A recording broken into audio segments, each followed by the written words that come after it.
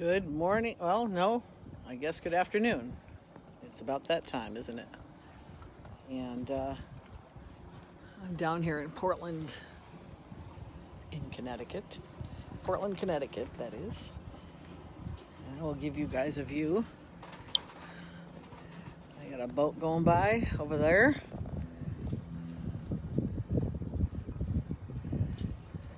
So this morning I woke up thinking about trust as I was driving over the Portland Bridge because they're repairing it. And there's only one lane open each direction, and it has been that way for quite some time. Hey, Kirsten. And I got a couple sailboats sitting here today. There's a guy on the first one, nobody on the second one. He's doing some stuff. So I was thinking about trust in that it's such a huge topic when it really comes right down to it, isn't it? And the reason I was thinking about it is that we trust our government or local officials or federal, whoever, to keep our bridges safe. I know we had that issue down in the shoreline quite a few years ago where a bridge collapsed. And of course, people died, which is horrendous. Even think of that. And, you know, this bridge is pretty tall over there in Middletown. You go down, you're probably going down like forever. So I'm glad they're working on it. I'm glad I can, drive over it as I need to. I mean, it's nice because in Connecticut, you got a bunch of options on crossing the river. You got Hartford Bridge. You got the Glastonbury Ferry. Cute. Tugboat pulled. Love it. I think it's open. I'm not sure. Of course, you got the Middletown Portland Bridge. And then you go down further, we've got the Goodspeed, which is a swinging bridge. And it opens up when sailboats need to go through. They do hold them for a little bit, I think, usually, but not too long. And that's a good half an hour process. Oh, we got people going out in their boat today. And then you go down further. Or actually, I think it's before that. There's another ferry. That one is smaller. I think it's only 3 cars can go on that one for you to get through, back and forth. And doesn't take too long. I always like ferry rides. They're always fun. And then you got to go way down to the shoreline, I think is further on. So there's always options to cross the Connecticut River, depending on where you need to go. And I think when I was thinking about trust, I was thinking about a lot of things come up when you think about trust, in that, we trust people to stay on the other side of the road. You got the yellow line there.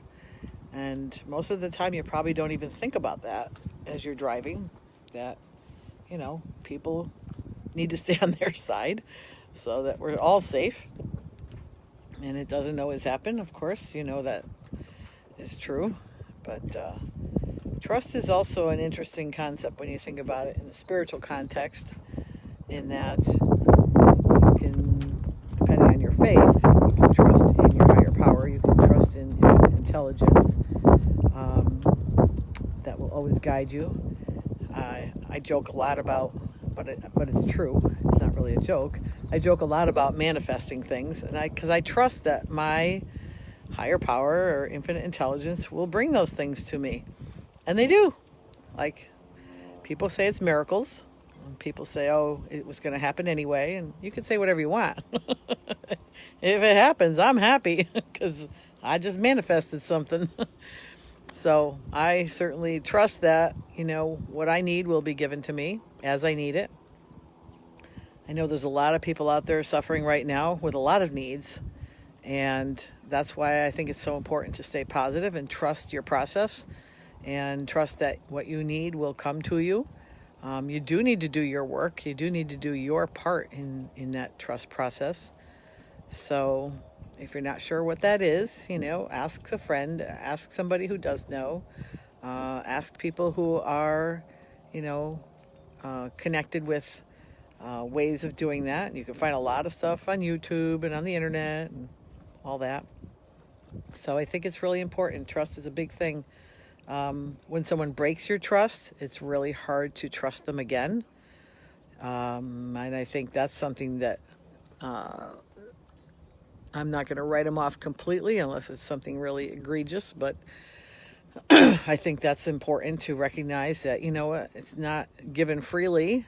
It is the first time, but not after that. If their word is broken, someone was supposed to cut my grass over on my property, and they didn't show up for 2.5 weeks. Finally, yesterday I cut it myself. I'm like, yep, I'm not waiting any longer. He said when it stops raining, which of course it stopped raining like 3 or 4 days ago, and it still didn't happen. And then there was not any real communication, which is also part of trust, right? Is being able to communicate well and honestly with integrity.